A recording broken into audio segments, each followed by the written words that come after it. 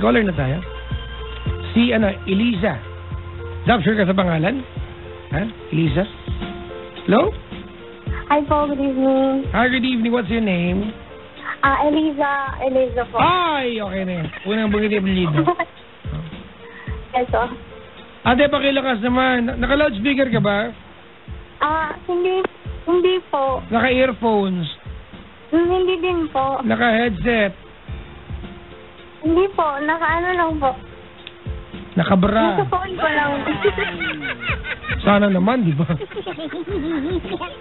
Eliza, ilang taon ka na? 23. Taga saan ka? Ano po, Cagayan, pero andito po ako ngayon sa Manila. Saan sa Manila? Mandaluyong po, dito sa Calentong. Ang ate, ang Manila, ang Mandaluyong ay hindi part ng Maynila. Oh. Sa province, ganun po kasi. Metro Manila, di ba? Yung Kalakhang, Maynila. Yung mga lalawigan nakapalibot sa Maynila. Hindi nyo ba nakakapagkaiba na? Part of Metro Manila, mga kaibigan, is Maynila, Makati, di ba? Taguig, yan. Metro Manila yan. Di ba? Iba rin yung Mega Manila. Right? Ang Maynila ay bahagi ng Metro Manila. Ang Tagalog ng Metro ay Kalakhan. Kalakhang, Kamaynilaan. Actually, hindi ako sure. Hayaan mo na. Nanguhula lang din ako. Anong ginagawa sa buhay ni Eliza? Ano po, tambay sa ngayon. Yuck. Bakit? Ba't ka tambay ngayon?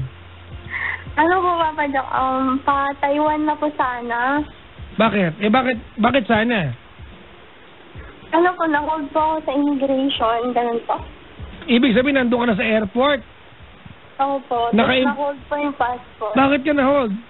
Illegal? Ano po? Po? Naka-tourist visa ka ba? Ay, hindi po. May working visa po ako. Pero yung passport ko ba kasi yung parang may binaklas na na visa. Kasalanan po ng TECO. May nakuha na po akong letter po. Kasalanan ng? Ng po, embassy ng Taiwan. Binaklas nila? Opo. Tapos doon sana ididikit yung panibagong visa para matakpan sana. Yun po, hindi kasi nakita ng agency. And then ako din po, hindi ko nakita. Kailan ka makakaalis? Ano po yung nasa on process pa po yung ko sa DFA Asiana. Yung panibagong passport mo? Opo, for approval pa lang daw. Hindi kasi, per batch yan pag nagpalit na. Di ba? Sa printing yan di ba? Malay mo mga 2 years from na makaalis ka na. Parang ganun yung process niya. Hindi naman siguro, ate. Bumilis na yung mga serbisyo ngayon, Oo, bumilis na. Sabi yung Tatay Digong, Anyways, ate, may love life? Meron po. Sige. Tagal na kayo? Bali, 5 years and 8 months. 5 years, 8 months. Uy, matagal na. Ano na kayo, Malapit na mag-ano na taon. No po. May problema kayo? Maayos naman po kami, pero minsan po hindi. Hindi ba normal lang naman yan? Mga pabugso-bugsong away? Yung mga pulo-pulo at kalat-kalat at tampuhan? At manakanakang tantrums yan. Ano bang pinagdadaanan nyo ngayon? Po kasi, magta-Taiwan na ako, then 3 years yon. Ano po ang napag-usapan pag ng contract, hindi na po ako babalik. Hindi ka na babalik ng Taiwan? No po. Ano problema doon? Kasi po, okay, akala ko po okay na, pero last time, may narinig po ako sa kanya. Parang gusto na daw niyang maghanap ng settled daw na kagaya niya, ganun po. Maghanap ng? Settled daw na kagaya niya. Settled na? Opo. Teka lang sinabi niya sa'yo yan? Opo. Ano yung pagkakataon na sinabi nag-aaway kayo? Yung po, nag-aaway kami. Yun naman pala di ba? I mean, ate, we say stupid and nasty things when we are fighting with someone. Oh. Di ba? It doesn't mean hindi laging totoo yun. Di ba? But it could be the other way around. Hindi rin laging dapat paniwalaan. So, kasi you guys were fighting. What I'm saying is, nag-aaway kayong dalawa, right? And when you're fighting with someone, you are designed to hurt your partners o kung sino man yung kaaway mo, di ba? Yung emosyon niya. Normal na. I'm not saying tama. I'm just saying normal na nagsalta siya ng ganun. I'm not saying tama, ha? Nag-aaway kayo eh.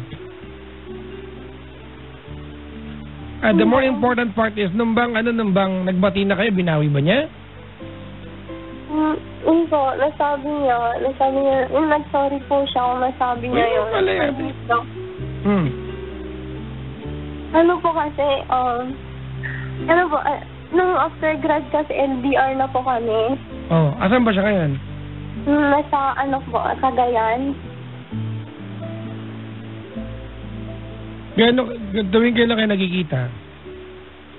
Pag lang po, bakasyon. Tulad nung December po gano'n. Tuwing holidays. Opo. Okay. Pero ngayon okay na kayo? Okay na po kami ngayon. Okay naman pala kayo.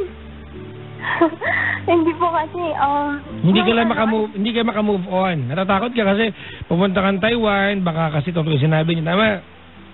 Mabukas niloko na po niya ako eh. Niloko ka dati? Nung mga April, ganun po, may bago na pala siya. Then, kailan kanya niloko? Nung mga December na po, mga 4 months sila, then April ko lang nalaman. Kailan yan? This year lang? This year po. Okay, paano mo nahuli? Yung po, niya po, yung kapatid niya, nakachat ko po, then daw sa bahay nila, pinakilala. Ha? Wala lang, gusto ko lang magulat. Para intense. Pinakilala sa bahay. Tapos? Yung naging friend ko din sa Facebook yung girl. Okay. Sa una po yung pinipili. May anak na po yung girl. Wala naman kasi yung pagkakaroon ng anak ng girl. But anyways, paano kayo naayos? Yung kami pa nung ayaw ko nga siyang pakawalan. Kahit na, hinabol ko siya. Pinaglaban mo? Opo. Okay. Yung girl yung pinili niya. Paano kayo naayos? Yun po, sinabi ko dun sa girl na kami. Iniwan? Parang yung girl yung bumitaw. Tapos umalik sa'yo, kakalungkot nga naman. Opo. Well, ate, ganito, let's not dignify what your boyfriend did to you. Mali yung ginawa niya. Alright? Walang justification yan. Alright? Masakit yun hanggang ngayon, I'm sure. Sa kalagitnaan ng gabi, pag naaalala mo yan, I'm sure, di ba? Opo. Balikwas ka, tama? Opo. How can this guy cheat, di ba? Cheat you after more than half a decade of being together, tama? Yun ang masakit na part. But anyways, nalampasan nyo na, di ba?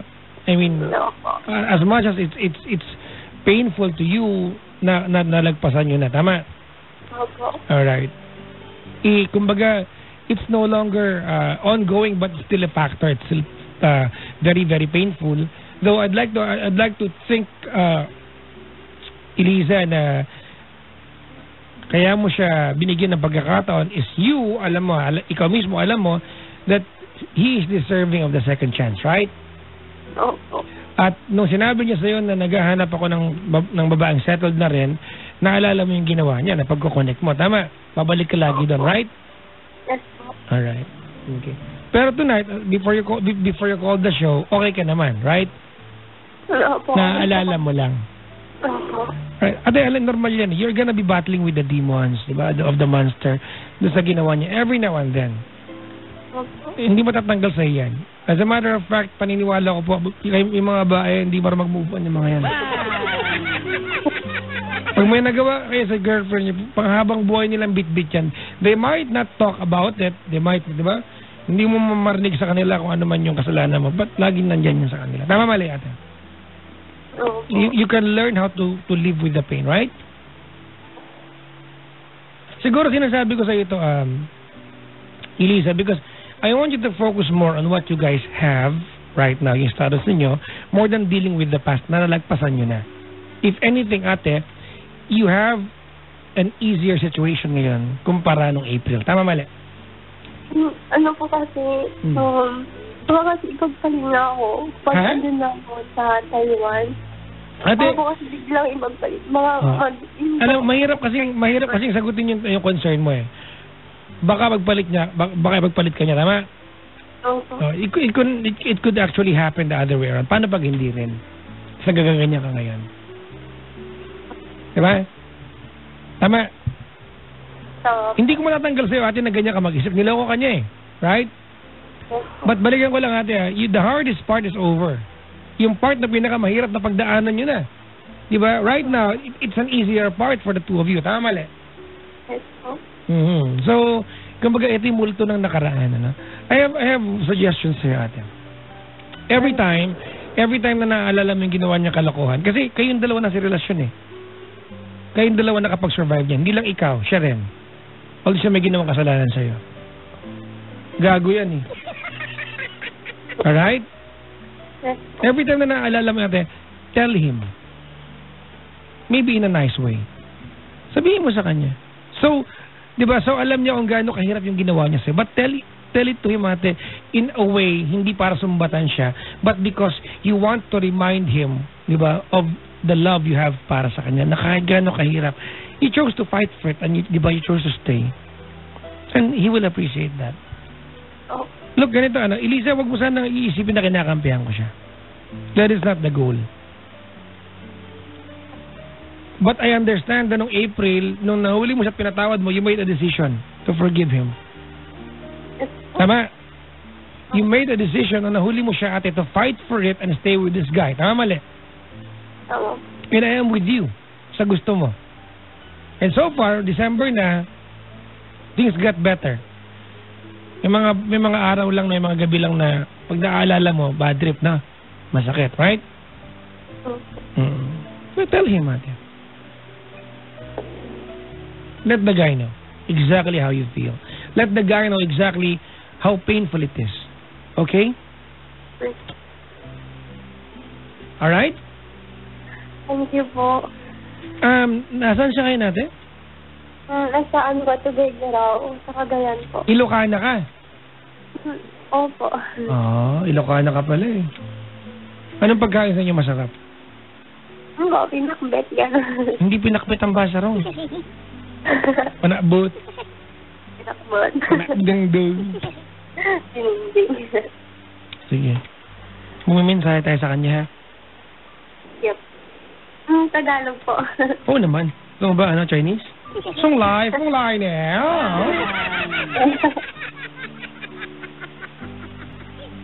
Game?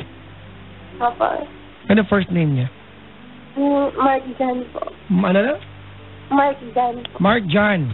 Katukayo pa na yun ng best friend ko. Yung best friend ko, Mark, ako, Jan sa tuwang buhay. Parang kaming dalawa yan. Sorry na, please, Again, dali. Mark Jan? Mark Jan. And, I love you so much. Even, may mga bagay kang nagawa na. Napapatawad kita sa lahat. Pero sabing, kung nag-aabal ako, yun yung gusto ko eh.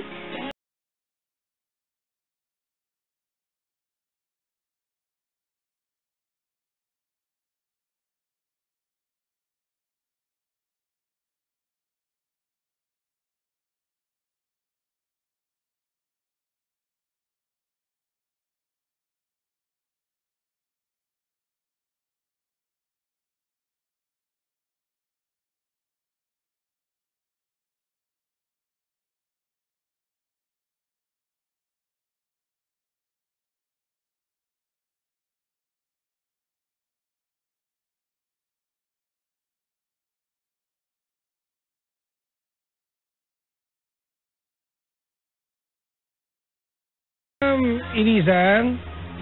Hello po. I'm sorry to be the bringer of the bad news, but this will not be the last night na iiyak ka at maalala mo yung sakit. Hindi ito yung huling gabi. Diba? Lalo babae, mga kaibigan. You know, kay mga babae yung tipo ng tao who can cry in silence. Tama, it's a good thing na ngayon, naglakas loob ka, tawagan ako, may makipagkwentuhan, at nakikinig ka. It's a very wonderful thing to, di ba, to hear someone talk about so much pain and can, di ba, can digest yung suggestions. Kasi minsan pag sobrang sakit, ang hirap makinig eh. Tama? Ang hirap intindihin na okay pa kasi ang sakit-sakit na nararamdaman mo. Right? And tonight natin nakikinig ka. So, I really appreciate that. Ulitin ko ate, I am not dignifying what is that. Maling-mali yung ginawa niya. It will, di ba, I will never dignify that. Cheating is cheating, period. And he cheated on you. But April natin, nung nahuli mo siya, ikaw mismo, you made a decision na panghawakan yung pinagsamahan ninyo kaysa mag-give up. You believed that there's more to the two of you rather than saying goodbye and walking away. Right? Tama? And I am with you, ate. Naniniwala ko na kaya mo siya binigyan ng pagkakataon kasi alam mo na maliban sa ginawa niyang panloloko, di ba, may ibang basihan yung pagkakakilala mo sa kanya. If he's been a bad person to you during those months, hindi lang puro kasama na naipakita niya sa'yo. Naging mabuti yan sa'yo. Sometimes it's very wonderful, mga kaibigan, if someone is able to or was able to hurt us, wag lang natin maalala yung mga bagay na pangit na nagawa sa atin. Balikan niyo yung maganda. Hindi naman puro pangit. Right? May purpose po yung mga good times. So when you're going through the bad times, you look back and appreciate that you've been through good times as well. Eliza, congratulations. God bless your journey with this guy. And alam mo, tapos na yung problem ninyo. Aftershock lang ito. And I really hope and pray that if one day, ate, maalala mo, nag-usap tayo at Maria, so, nga, no? Magkasama pa rin kami. Diba? Maalala mo rin yung commitment mo. Diba? Ano yung bungad mo kanina? I love you so much, right? Para sa kanya? Tama? Opo. Masakit yung ginawa niya, pero mas masakit pag nawala siya. Sige, mag-ingat ka ha sa iyong pagpunta sa Taiwan, okay? Thank you po, Papa. Tsaka pakicheck na rin kung marami talagang Taiwanese doon, ha? Kasi mahinala ako sa Taiwan, ang daming Taiwanese. Di ba? Malamang, bansa nila yun eh. Medyo corny ako sa pakit na yan, sorry. Salamat sa pagtawag, ate. Thank you din po. God bless. Bye-bye. Bye po. Bye-bye. Mga kaibigan,